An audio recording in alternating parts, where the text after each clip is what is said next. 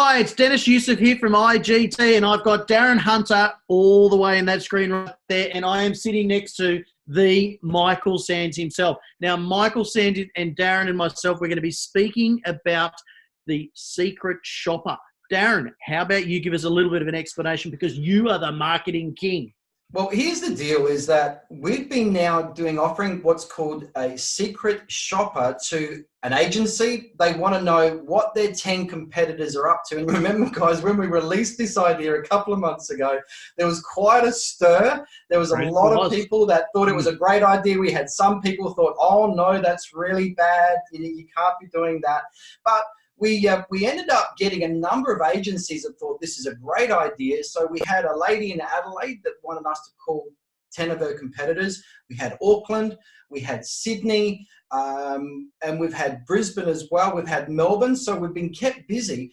And Michael, we did the Adelaide report. And my goodness, when you sent it through to me, I was shocked at the absolute depth. It was like 80 pages long. So I didn't realize what you were working on was so deep, and it was so thorough. But when we did a 13-minute interview out of this, just to have a chat about the results, generically, not releasing anyone's identity. We can't release any agent's identity. And we got so much talk. Like today, I was at a seminar, and one of the first things people said, hey, we saw this interview. So when I heard all this talk, I realized we've got to turn this into a podcast, and what a great idea. So to everyone too, just be aware, this is going to be available on iTunes podcast, the app, but also on Android. If you've got an Android phone, again, Dennis is not happy with that. Yeah, doing Android's Podbean or whatever it's called. So go to Podbean, download that, but look up, you've got a pod. It's the Secret Shopper Files. So the Secret Shopper Files, look that up, and you'll be able to listen in the car in between appointments, or of course, this is a video recording. Now, let's get started. Now, Michael, with the report, again, it's just so comprehensive and so deep. Why did you come up with this report and this structure and these questions that are on there? Look, Darren, there's nothing that I'm asking on there that I wasn't asking when I was running my own business. So it's important for me as a business owner, as a principal, knowing exactly what was going out in the marketplace, not so I could reduce my fees and to kind of, race to the bottom, but to see what I could be doing better if other people are trying to do things and I could maybe do it better. Finding out about their customer service, how does it match with ours? And you know what, Darren, Dennis, this is not a new thing. People have been doing this for a very long time. Yeah. And now we're able to help other agents out in the marketplace asking the questions that they're just too scared to ask. Yeah, it's interesting, Darren, because in 2013 when I first started training, one of the first things they got agencies to do, or BDMs when I first started training, was I needed to know what their rivals were doing so I could calculate and work out their points of difference, and then we would jump on that. So I don't know how to improve an office in working on them if I know what their points of differences are. And a lot of BDMs, they don't even know. So, Michael being who he is, I remember when I trained Michael for a brief period of time, as everyone knows, he filled out that report in seconds. It was like he had it back to me, emailed to me. And I'm like, wow, this guy knows his stuff. So, and as we know now, but, you need to know what your points of differences are.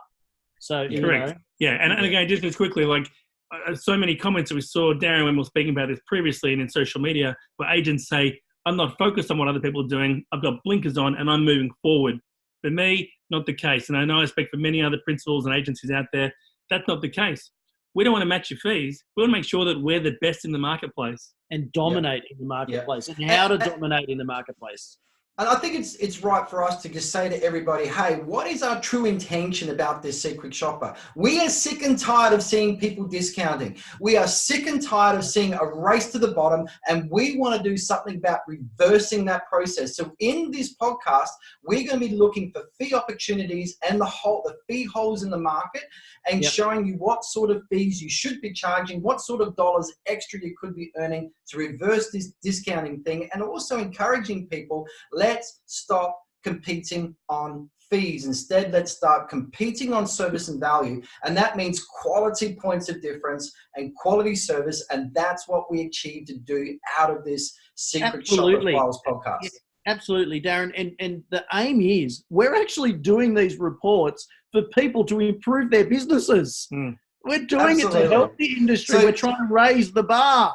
So for our friends out there that felt a bit critical about what we've got to say, listen to our intention. But let's move on. That's a great introduction. Let's now get into... If only we could share the feedback, right? I mean, all this is confidential, but the that's another story in itself, all the hoo-ha that went on. But anyway... From our clients, the feedback has been exceptional. Absolutely. And absolutely. I'm just picturing the excitement on their faces and when we went through the report, we finished it and we spent a lot of time with them going through the report. Their worth was through the roof.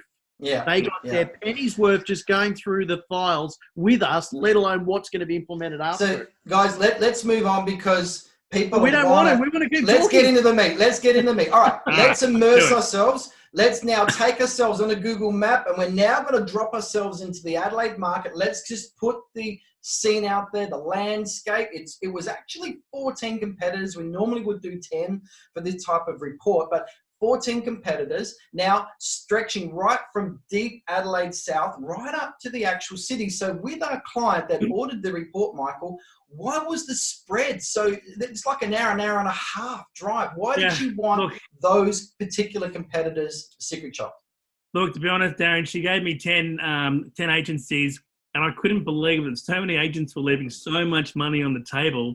I didn't believe it. I went and did more so I could actually see this is the case. So many agencies are doing so much for free.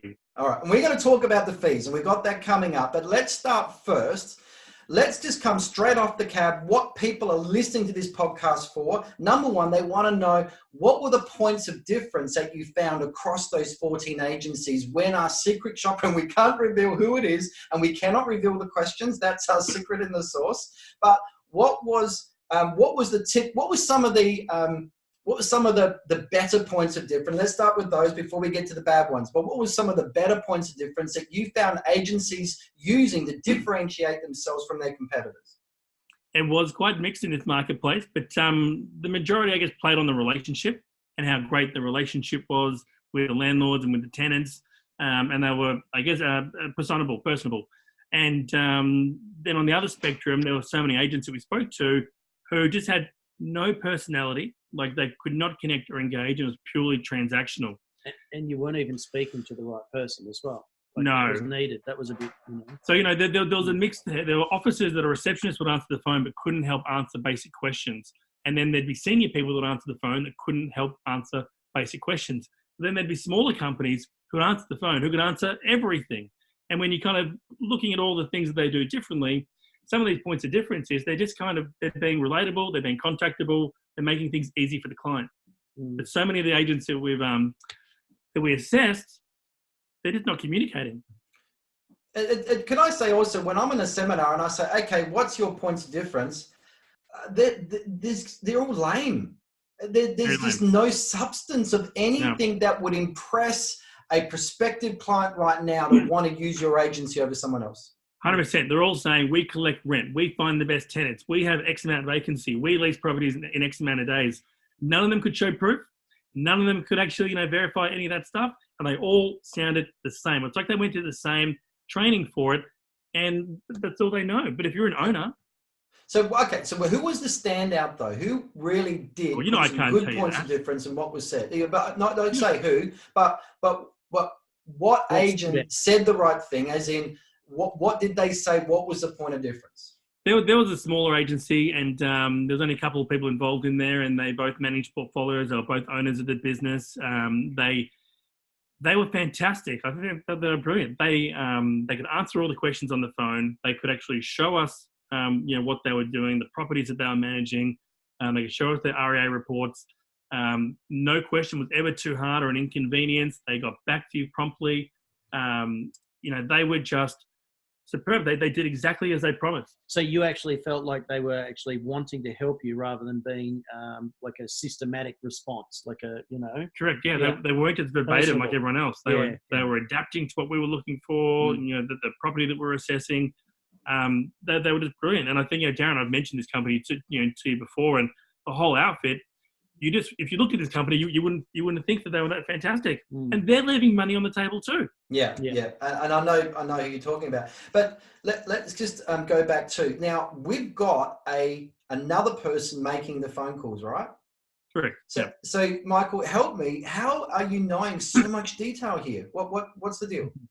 I mean, I have done some of the calls too, because I like to make the calls. So just a word out there: if you get an Australian person calling you asking for, we don't want people to know exactly who it's going to be, because now it seems like every phone call is going to come through. They're thinking it might be the secret shopper. Yeah, but you know what, Darren? I know that you would have done a secret shopper on me one day when I was a BDM. I sweer I can pinpoint the conversation. I have to look at my old files, but I don't even think we ever got to narrow, mate. No, listen, mate. You cannot take the risk if it's another agent. We all know. I used to know when my rival agents were contacting me. I knew.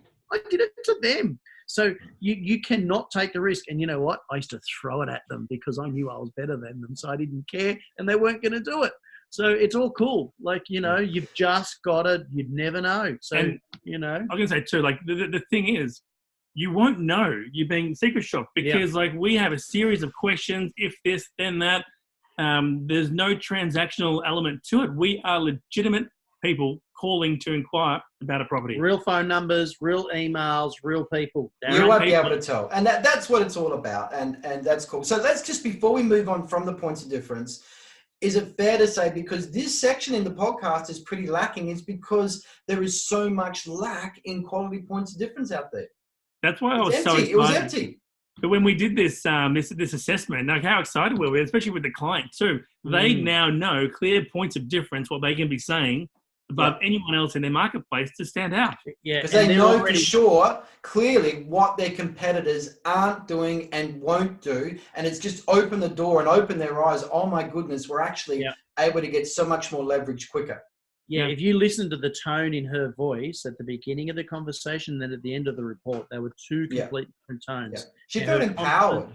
Yeah, big empowered. And you know what? Imagine taking that empowerment into a presentation. Absolutely, it does. It takes you to a whole new level of writing emails, having conversations, whatever, writing your worth. You're doing. Yeah, lifting your worth and confidence. Okay, let's move away from points difference. Now, let's just talk about our overall service experience. Let's talk about the return of calls, return of messages, promptness in attending to your inquiry, and your overall customer service experience. Give it out of a 10. What's your overall experience? I was pretty disappointed. Sorry, Michael, you got to say something because I know. There's a pregnant pause there. Why is that? Here's the rules. Out of 10, there's no 7. I can't make a 7 because it's not fair on people. So overall average is a 3. 3. Okay. So that's for 14 agencies. Let's talk about the good ones. What was the good ones like? Just outline what a good agency is with a good customer service experience. What is it? They make it easy for us as the consumer to process what we're trying to achieve with them. So buying a property, renting a property, they make it seamless. They know what they're talking about on the phone. They have easy reference points on their website, their social media, their Google. They're easy to find. And when you call them, you reach them. There's no going through another person, a third party, a message bank service. They're there. And, even the smallest operation and the biggest operation can automate so much of what they're doing to replicate that. But the bigger guys are having so many people underneath them that haven't got inadequate training, not knowing what to say, and they're losing business. Yeah, and you know what? In that, and I'm not having any go at anyone that's new in the industry, but most of the time, not enough time is spent at that person at the front desk knowing who to put the phone call through to.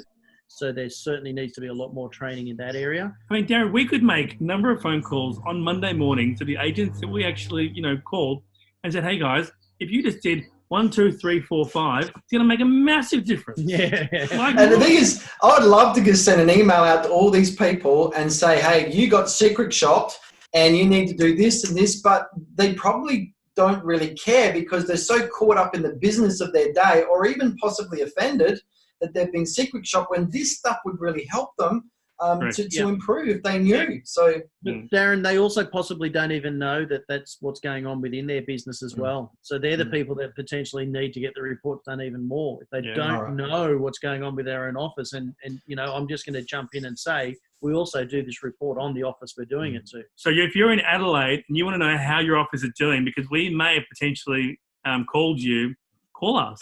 There's more than 14 offices, but good point. And just want to say also out there, guys, we're talking about this report all the time. Go to secretshopperfiles.com. That will take you straight to our strategic market report page. There's information on there about what we provide. We don't give a sample of all the questions that we ask or anything like that. That is a secret.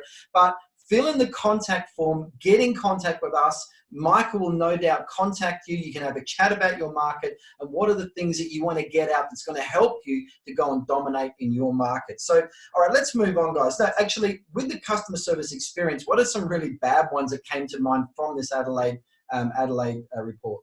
Oh my gosh! Like when they don't return your call, and because we keep how many people didn't return your calls out of 14 approximately?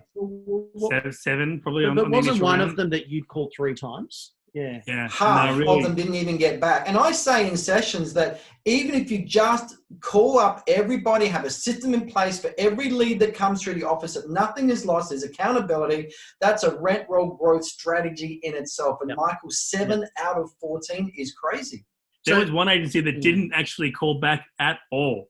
Yeah. Like at all. Their BDM would not call back. So can I just say, Darren, and I've openly been training on this for years, as you know, that when I first start training a BDM, I get them to call the rivals. And we have the real same thing, not as in-depth stuff that we're doing. It's just the basics. And 87% of the people don't follow me up after they've sent me something. They've sent me stuff and they don't follow me up. So that's the follow-up is such a pinnacle way of winning business. And I've been training on this for nearly 6 years and people still don't listen. Yeah, so we followed up on our calls and we noted that in our report. So that, and because, it might have been someone's away sick, whatever the reason is, we made sure we followed up to find out a reason. But Darren, sometimes they just don't care. They've reached their target for the month. They don't want to roll it over, but the bosses need to know this. There's so much business to be had, isn't there? I mean, you were licking your lips thinking if only you were an agency dropped right in the middle of this marketplace. But we'll talk about that coming up. Let's move on. Let's move on to fees. And this is my favorite area, being a fee maximization trainer and coach. And I've gone over the report. But firstly, over to you, Michael. What's your Michael Sanz appraisal on the fee scape? We got the management fee, the leasing fee, lease renewal fee, marketing fee, routine inspection fees, monthly admin fees. We got the annual statement fees, tribunal fees. What was your feeling on this market with what you saw, with what everyone was charging? A lot of them are going to go broke. And why is that? I mean, they all come up with fees that they must have checked what their expenses are and they know their cost per management, surely. I don't think they do. I mean, I did a cost analysis on a lot of these fees, and I know how to run a business and make it profitable, and I couldn't understand how all these things were included in a basic lower than market average fee. And I don't think they've called anyone to see what the market are charging. Yeah. And I think as a business owner, you let your BDMs and your staff kind of run and try and bring in the doors, the new business, but have you checked if it's profitable? I know for what I saw, the agencies have not checked what the market is doing. And here's why. Because out of the 14, Michael, you and I, we saw there's 4 agencies were property management specialist agencies, which means they've got a lot more strong points difference to say to the owner, hey, we're not like the sales agent down the road that does property management parked on the side, that's run by a business owner that's never done property management before. They've got strong points difference to say we are 100% serious about property management and we don't do sales. Yet those people somehow don't see their worth. Now, just for everybody, when I say rack rate, what I mean rack rate is what's the normal acceptable standard of management fee and leasing fee, because they're really the only 2 fees that owners generally care about in general. So the rack rate in Adelaide is actually 8% plus GST, which is 8.8. So everybody knows out there, or not everybody knows, Australia have a 10% GST. So if we say 8.8%, that's including the GST, but it's 8% plus GST is the rack rate normal. That's been going on for 30 years because I've been in property management as a property manager in Adelaide. I started in 1989. I've been frontline property manager in South Australia, so I know it's rack rate. And also the letting fee is 2 weeks rent plus GST. And for the Americans, we work by weekly denominations here or there, they're monthly, but 2 weeks rent plus GST is a rack rate accepted normal letting fee or leasing fee. And also in Adelaide has another rack rate, which is very typical. Lease renewal fee is half that. The lease renewal fee is half that of the leasing fee, which is 1 week's rent plus GST. So it's 8.8% management fee, leasing fee 2.2 weeks rent, lease renewal 1.1. So now we look at these 4 agencies. We're seeing 6.5%. 6.9%. We're seeing 7.7% from quality property management focused agencies. Michael, what's your comment on that? Why? Why are they doing that? Because they don't know their worth. Well, they're certainly not utilising their major point of difference of being a property management only company that's interested in managing the investment and not selling it. Yeah. So that there is a key factor in being specialty property management. So they're really not taking advantage of that. No, that actually saddens me to hear that. And I'm looking at the report. They haven't costed out their fees properly, and they're leaving too much money on the table, and they're just charging what they think they're worth. Yeah. But I mean, Darren, you've got a whole session on knowing your worth and what the plumber gets paid and the gardener gets paid, and I'm sure everyone can log into the portal to get that info. But exactly that, they're not charging adequate amounts to be sustainable. And some of these guys are great, and you should be charging more. And I wish I could tell you who you were. I can't. I won't. Well done. I've just had some audio issues, guys, but we're still good. So sorry, I was just trying to play tech on my computer here. Let's move on. You guys can hear me okay? Yeah, perfect. All good. All right. So, okay, now looking at these fees again, the letting fee, rack rate normal, 2.2 weeks. Some of these quality officers are actually doing like 1.5 weeks rent plus GST. Again, they're lowballing themselves. They don't need to. They just have to be confident in their points of difference, confident in their service and value. They've able to look people now and say, we're worth 2 weeks rent because, and have a good response. So a bit disappointing around the letting fee. But having said that, there's some very average agencies that we saw, which were the 10 or so out of the 14. They were they were your sales officers, your typical real estate brands, dominant in sales, not so dominant in property management, getting their 8%, getting their 2 weeks rent. And of course, when they're in the listing presentation and someone says, well, if you can match your fee with the other cheaper agent down the road, they might go and drop their fees, who knows? But this is what they're representing to us on the phone. Let's move on. The other fees that I saw, there were some agencies charging like $110 for a lease renewal fee when they don't have to. I think we actually found one agency that's not charging a lease renewal fee at all when they didn't need to. Also, marketing fees were really down. What was your feeling on the marketing fees? What did you see there? I mean, they're very cheap. I mean, it's very cheap. And I know what REA are charging for advertising. There are some guys that aren't charging for it, so the company's paying for it, but they're not charging enough. I saw someone that is not charging it. They said it's part of the leasing fee. Yeah, I mean, that's crazy. And internet marketing is not cheap. And the big portals in Australia that take all that everybody places their properties on are not cheap. And so they're just throwing money away, aren't they? Unnecessarily. Yeah, crazy. Okay.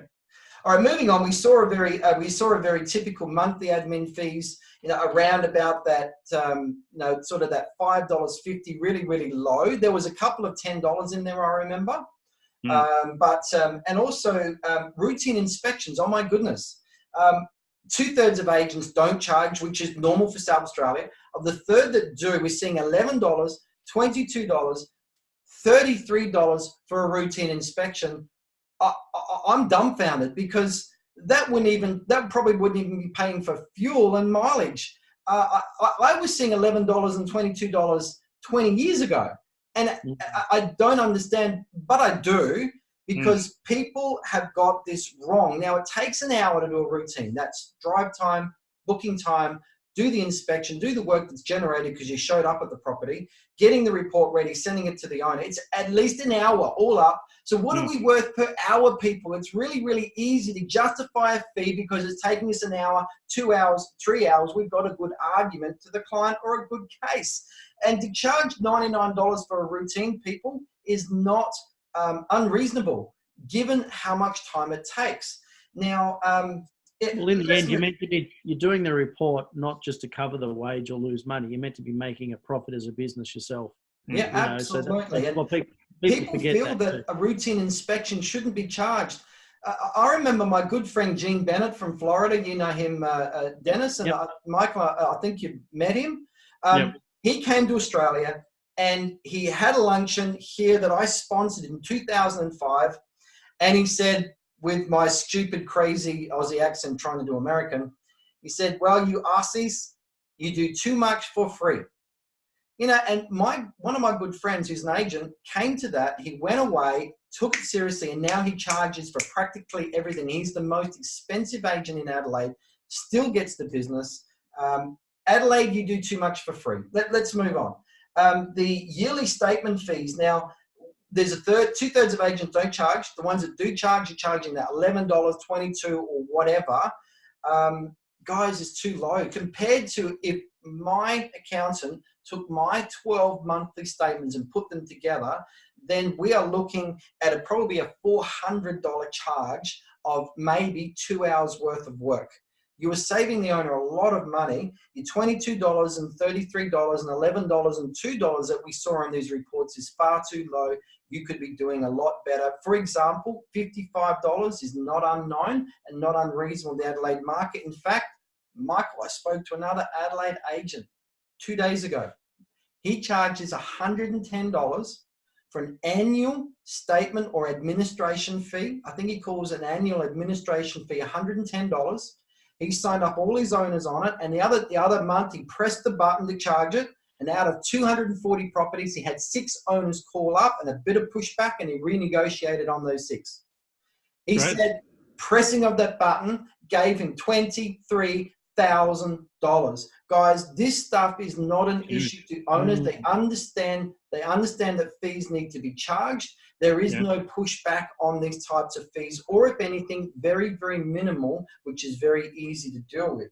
So, okay. Well, Darren, if I can just add, it's interesting that, all of our costs go up, fuel, electricity, wages, whatever the case is, but, you never see any of the fees in real estate go up at all. Yeah. A company can only wear so much, just like ourselves. We're running a business, and our, Qantas flights or Uber costs, this, that, and the other keeps going up, then so does our fees. Yeah. So, and agencies just, they just do it, they park it, they forget about it, and then they realize, hang on a minute. And hopefully the whole idea of this report is to show people that, we are here to help them bring in more income for their companies, for their business, for their staff. I think too, like so many people think that because rents go up, that we get paid more money because rents go up. And if our percentage stayed the same, when you think about it, if you're getting, I don't know, let's say $100 a property, I'm just pulling a figure here, and it goes up a little bit in rent, and your fees, you might get $101.03, but then you've got the wages, the fuel cost, the lights going on, everything else in the business. So it doesn't make sense. No. And tell me, how many times have we seen rents going down? Perth, WA market. Yep, South Australia market as well. You know, so I think the rents have gone down a lot. Even in Queensland, I've seen rents coming down. They're only just starting to creep back up again now. Yeah. Let's move on, guys. Now, I just want to say to everybody, we haven't got too much time more to spend on fees, but with an analysis and the big holes in this particular market. Now, I'm also hearing, guys, can you hear it? Did you hear it? Did you hear people going on about that big butt? Yeah, the butt. I'm hearing it. You know what they're saying? They said, Darren, that sounds crazy. If I did that in my marketplace, my owners would leave or go down to the cheaper agent down the road, or they just wouldn't sign up with me. It's not the truth, everybody. Watch your big butt. It's going to cost you a lot of money. Now, let me just talk about how much the big butt could actually cost, because in this particular market, I've done some very basic general figures. And if you want specific figures on your business, and what could actually be achieved in your business with your fee holes in your marketplace, get in contact with me, Darren at igtmail.com, Darren at igtmail.com. But I've actually worked out, guys, very conservatively, this is not a big estimate, a conservative estimate, we should be able to make an extra $300 per property for these agents in Adelaide, real easy, drop dead with your eyes shut. We could do a lot more with a bit more coaching and a bit more help, but $300. So the average agency of 300 properties or 300 doors, if the Americans are listening, that's an extra nearly $100,000 a year. $100,000 with the same amount of properties that you've got, that's around about $8,000 a month. Michael, if you're a real estate agent, would $8,000 a month come in handy? Of course it will. Of course it will. It will help my travel. Yeah. It would help a lot of things and paying for a lot of resources, paying staff better. I'm sure that you've got a wish list out there of what they can do. Let's move on. Let's move on from the fees now. Let's talk about, you also assessed all of these 14 agents, Michael, about their online presence and their social media marketing. So tell me about what you found there. What was some of the good stuff? What was some of the not so good stuff? What did you find? What do I start with? The negative or the positive? Start with the positives first. Let's do the positive first. There were like one or two agents that had a really great and exceptional online presence. I could go to Google. I could find them. They were clear. They had all the things that we do in our search criteria for them. Their social media was up to date. Addresses matched, social media to Google, the website. Opening, closing times, it was all perfect there. And you could tell who they were, a bit about their story. But I got to tell you guys, my gosh, what's the largest website in the world? Facebook. No, Google. Hey, Facebook second. Well, no, YouTube is. Oh, YouTube second now. It is. Yeah. And like I got to tell you, why aren't these agents on the two most searched and hit websites in the world? Yeah, and Google and so what search terms did you use?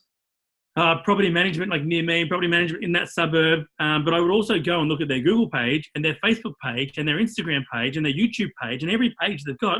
A lot of them don't have YouTube.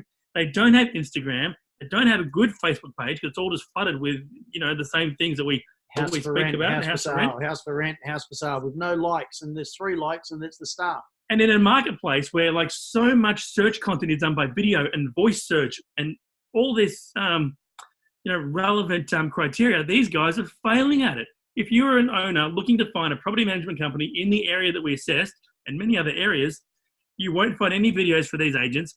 You won't find any quality social media for these pages besides a couple of them. And their videos, like there's no video channel. And when someone, even if, but I get my business from referrals or whatever, Darren, if you were to refer somebody to me, I'm going to still jump onto Google and have a look on social media to work out my own understanding and get my own rapport with the business. I'll still Google it, so I don't, I won't go to their website straight away. I'll Google. So, Google is such an important thing. Darren, you might say, hey, I was in Texas the other day and I went to this cafe, guys, go and have a look. Yeah, great. This is what Darren liked, but I'm going to Google it and I'm going to read the Google reviews.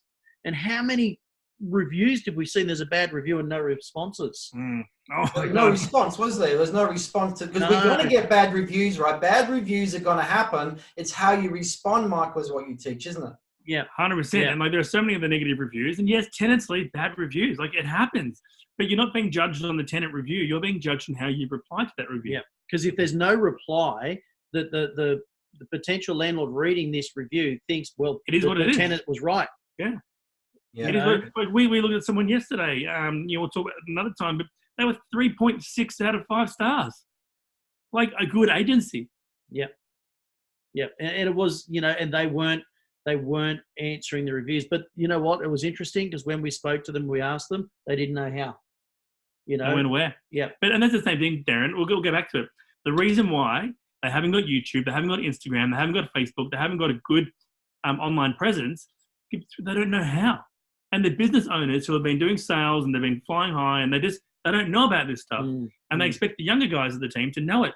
But they don't, and they're not doing it, and they're failing. And if they don't do it now, they won't be here in 10 years' time. Real estate is a social media business, and it just so happens that we sell, rent, lease property. Yeah, and it doesn't matter how many robots and computer systems and programs come into real estate. There's always going to be a person. There's always going to be communication between a person. There's always going to be a real person involved. So why the heck aren't real estate agents being more personable through video messages, through social media, etc.? Because people want to see you. I can't stand getting an email from someone and I don't see a face in the email. You know, to me that, you know, even something as little as that. Someone rings me up, I'm straight away onto Google looking up the website because I want to look at the person. I want to get personable with them. Yeah, and Darren, we're going on to like all the largest property websites in Australia, and they don't have custom bios. They've got the same bio that the website has given them. They don't have headshots. They don't have company bios or company logos. They're just like non-existent silhouettes.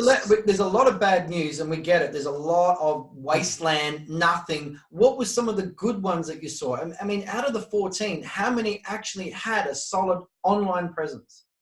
Oh, look, out of the ones we assessed, I'd say that one actually did it well. One did it, you know, probably one. Competitor. Wow. Yeah. And you know what, Darren? I mean, you've seen the report. I actually show you in the report who is doing what. So, you know, our client is actually, they can see clearly. Yeah. There was so many holes and opportunities in their market. Now, again, social media, it's been around for 10 years now, solid. It is now completely transformed advertising and marketing. That is not new news. Everyone should know that, just like the internet is here. So if we know how important social media marketing is now, Michael, what were your findings from Facebook, Instagram, and LinkedIn? What did you see in this report here? What did you find? I think some companies must have external companies doing some of their social media, and they do it really poorly. So how would you know? Well, because like they're using like articles, you know, they'll post articles from like governing bodies. They'll post properties that they've had for rental and stuff. But they're not being relevant to the local. Yeah, it's not being relevant to the local community, the local town who you're meant to be supporting. There's nothing interesting on their pages, like nothing interesting at all. It's not hard to do a video on the side of a road saying, you know, the local council's just approved a new hospital that's going to get built here. It could be a 30-second video. Put that on your Facebook, and that's better than an article that nobody cares about. You know, I just think, you know, people are scared to use Facebook. I mean, like they don't want to give their staff Facebook because they may not meet the guidelines, or the owners don't know how to do it, or they're scared to get in front of a camera, or they don't know how to write content, or, you know, they just don't know. The good news is we can help. That's right. Well, how many hours of Facebook content, social media training have we got in our portal, Darren? You know, I'm going to say there's about 18 hours of content. I'm correct. We did a 2-day event just on social media marketing, grow your rent roll. I mean, we've got recorded 10 hours, and that's available to our IGT exclusive members in the portal. But I didn't want to make this a plug for that. But let's go back but there's resources out there to teach people how to do it. It is there, and people aren't doing anything. All right, so I think we've established out of the 14 agencies, it really wasn't much impressive, but surely there was one or two standouts. Can you talk about that, Michael? On their social media, there was probably, again, one company in particular. They were very good. They were consistent on all platforms. They varied the type of posts that they did. They were engaging. I knew who I was speaking with before I even spoke to them. You know, Michael, you know what I fear with these reports we're doing? We're going to be saying the same story again in our next podcast. That it's just a wasteland of what they should be doing. And I'm hoping people, when they're listening to this, look at your own social media marketing, look at your online presence, see what's going on, and how are you able to impact that prospective client that's looking right now and wants to speak to somebody. So I just think, Darren, though, our clients who we did the reports for, I guess they don't mind if the other people is the same. They're loving it. They're loving it. Okay, yeah, they're getting everything. Let's start now moving to the next final question. And okay, so the client has now got this report. And again, if you want more information on this, everybody go to secretshopperfiles.com, secretshopperfiles.com. There is a description about the report there. There is an order form, but if you're not ready to purchase at the moment, just go to the contact form. If you want to speak to Michael, fill that in and he'll be in touch. But okay, Michael, so the client has now got the report. It was 80 pages. I was there as you delivered it. She got a lot out of it. But right now, what are the top 3 or 4 things that this agency needs to be doing now that she knows there's so much not happening in her market? She's now knowing so much more than what she didn't know before. what should she be doing now to take steps to dominate? Yeah, no, it's a great question, and I think now she really knows what she should be doing too. Not a massive company, but a good-sized company, and she knows now that she has to start doing video, and engaging content. She knows now that the type of fees that she should be charging for her business. She knows what other people are doing, and she knew what she was doing. Now she knows how to 10x what she's doing, what she should be saying to win the new business, to get more comfort. Give more comfort to the new business prospects, and just her general online presence. These few things that if she does now, she will just be one of the most prominent, visible agents in the area. Mm. Now, how excited was she? I mean, what were some of the comments that she gave to you? What was she saying? She was riveted at the end of it. I mean, at the start, I think she was a bit apprehensive because she wasn't really sure where they sat. And again, they're boutique, like they offer great level service. But for her, I mean, I think there was this newfound strength that she knew her value, her place, and what she had to do to go forward. We gave her some guidance and some structure around that. But I mean, like her response was like she was empowered. Yeah, that's great. And I know that with these reports as well, you only have to see what fees you're not charging compared to what your competitors might be doing, and you can really make some serious dollars. But I think this has been a great first podcast for us, Michael. Well done. Again, if you want to get in contact with Michael, just go to email michael@igtmail.com. That's michael@igtmail.com. Or just go to inspiregrowthtraining.com, contact us there, or secretshopperfiles.com. Fill in the contact form if you want to talk to Michael specifically on Secret Shopper. I'm really pleased with this first podcast, Michael. My Dennis has disappeared, but I think we'll just say goodbye. Anything else you want to add? Well, again, if anyone has any questions, I'm happy to help. We're here to help. Happy to do some more phone calls for people. And if I'm calling your marketplace, look out. Now we've got Auckland coming up. We've got an Auckland report to do in a podcast. What other areas have we got in the pipeline for our listeners and our audience to look forward to? Well, I mean, let's just go state-based. Queensland, New South Wales, Victoria, South Australia, Western Australia. We've got New Zealand, North Island, South Island. We've also got a few states in the USA. We got a job in Phoenix, didn't we? Arizona. Someone wants us, and also Florida as well, I believe. Got a couple. Yeah. And drum roll, we're also doing the UK. Look out. So we are going to mix up, everybody. We want to give you a good view of what's going on in the individual markets, what the good stuff is, what the bad stuff is. We're not into revealing who people are. It's all about showing you what points of difference you can be doing, so we're not competing on fees anymore, but we're competing on service. And let's make this industry more profitable. Let's stop this silly competing on fees. Let's reverse this discounting, and let's all enjoy a profitable property management industry. Guys, lads, I'm really thank you for your time, and we'll see everybody in the next podcast. No way. Thank you. Bye. Take care, everyone.